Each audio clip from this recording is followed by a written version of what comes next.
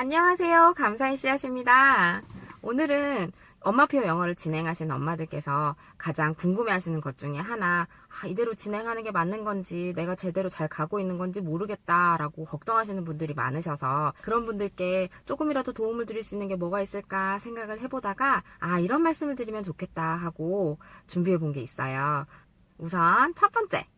내가 영어를 잘 못하는데 아이에게 영어를 계속 가르쳐도 될지 모르겠어요 하는 어머님들이 계신데요. 엄마표 영어를 할 때 가장 큰 장점은 지금 아이가 어떤 상황에 있는지, 아이의 컨디션이 어떤지, 그리고 아이의 학습 방법이 어떤지에 대해서 가장 잘 알고 있는 사람이 엄마잖아요. 그래서 그 큰 장점을 활용하는 게 가장 중요해요. 아이가 컨디션에 따라서, 상황에 따라서 엄마가 그리고 읽어줄 수 있는지 없는지에 따라서 아이에게 듣기를 가장 먼저 접하게 해주면 엄마도 크게 부담스럽지 않고 아이도 힘들지 않는 영어가 될 수 있을 거예요. 영어 동요를 들려줄 때 가장 중요한 것은 아이가 얼마나 그 영어 동요를 재미있게 받아들이냐예요. 그래서 온몸을 다 활용할 수 있는 영어 노래면 가장 좋아요.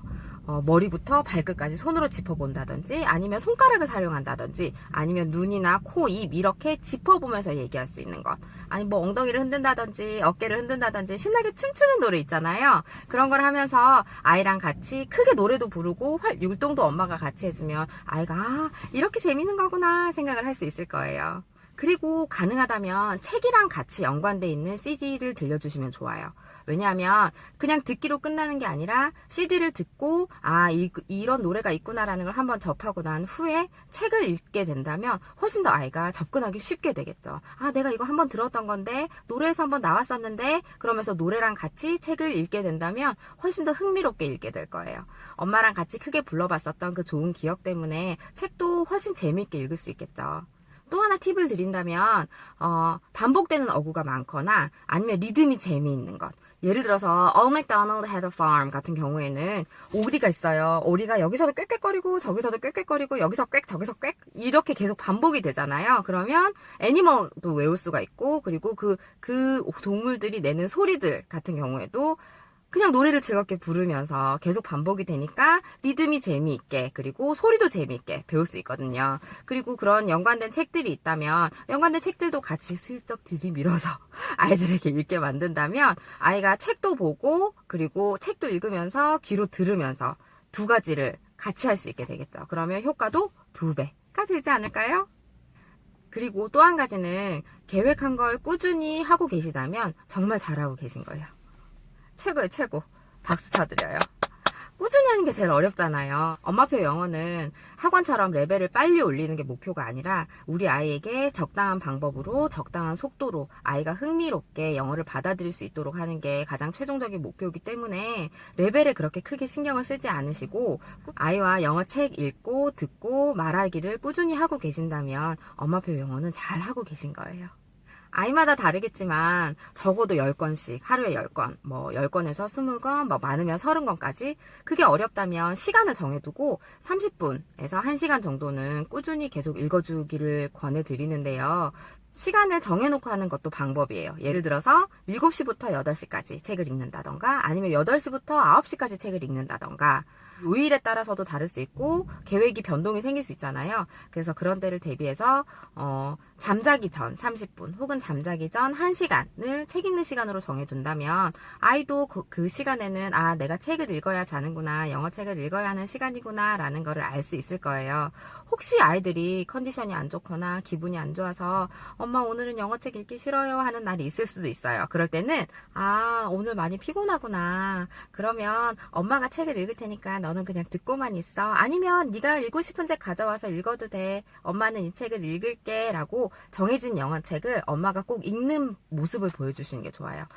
내가 영어 책을 굳이 읽지 않더라도 엄마가 읽어주시는구나, 엄마가 읽으시는구나 라고 하면서 엄마가 읽고 있는 책에 관심을 가질 수도 있거든요. 지금 나이 때는 그러니까 아이가 어리면 어릴수록 엄마에게 지대한 관심을 보이기 때문에, 엄마가 정말 큰 존재잖아요. 지대한 관심을 보이기 때문에 엄마가 읽는 책이나 엄마가 하는 행동을 따라하는 경우가 굉장히 많아요. 그래서 엄마가 책을 굉장히 재미있게 읽고, 이 다음 내용이 어떻게 될까? 이건 이렇게 끝이 났네.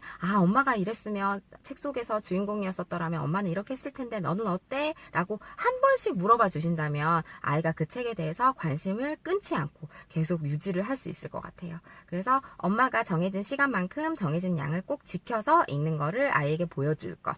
그러면 아이는 이 시간에는 꼭 영어책을 읽어야 하는구나 라는 습관이 잡혀요. 엄마도 아이도 습관이 잡히면 그 이후에는 그대로 그냥 쉽게 이때는 이걸 해야 되지라는 계획이 있기 때문에 계속 진행하는데 크게 어려움은 없으실 것 같아요. 그런데 어떤 경우에는 아이가 아니야 엄마도 영어책 읽지 마 영어 읽는 거 싫어 이렇게 얘기하는 경우가 있을 수 있어요.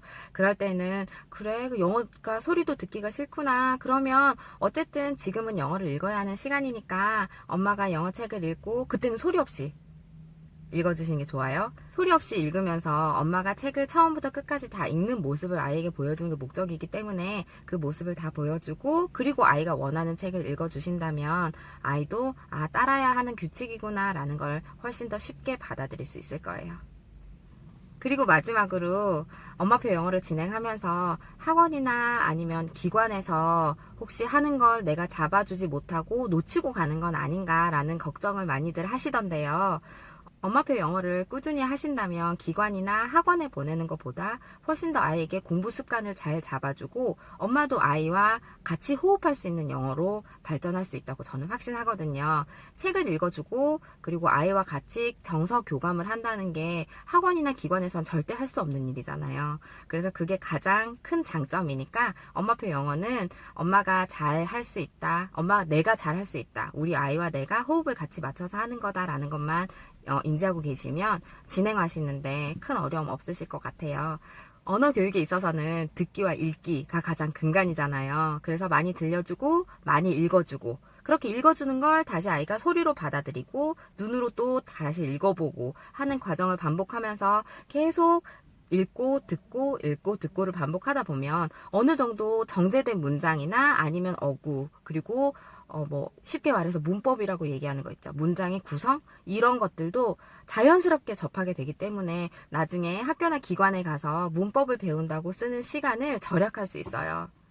그렇게 듣기와 읽기가 충분해서 넘쳐나는 경우, 그 경우에 아이의 영어 실력이 늘어나는 거거든요. 그렇게 되면 뭔가 이상한 문장이나 아니면 문법적으로 틀린 문장을 봤을 때, 보거나 들었을 때, 이건 좀 이상한데, 이거는 엄마가 읽어줬었던 책이나 내가 읽었던 책에서는 나오지 않았었는데, 이상한 문장이네, 라고 생각하는 감각이 생긴다면, 나중에 쓰기와 말하기 같은 경우에는 조금만 가이드라인을 잡아주면 금방 빨리 따라할 수 있거든요. 그러니까 너무 말하기나 쓰기에 조급함을 느끼지 않으셨으면 좋겠어요. 아까 말씀드렸던 듣기 그리고 읽기를 꾸준히 하고 채우다 보면 나중에 그게 넘치는 경우가 생겨요. 그 넘치는 걸 받아서 말하기와 쓰기로 연결을 해주시면 돼요.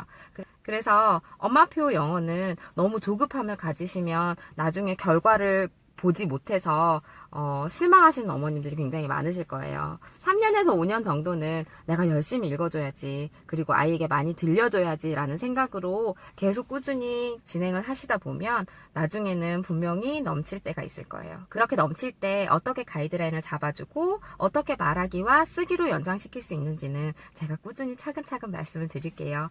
혹시 엄마표 영어를 진행하시다가 궁금하신 점이 있거나 아니면 시퀀스 텔링 상황을 이런 부분에 대해서 좀 알려주세요 라는 부분이 있으면 밑에 블로그나 댓글란에 글을 남겨주세요. 그러면 저는 또 뵙겠습니다. 감사히 씨앗이었습니다.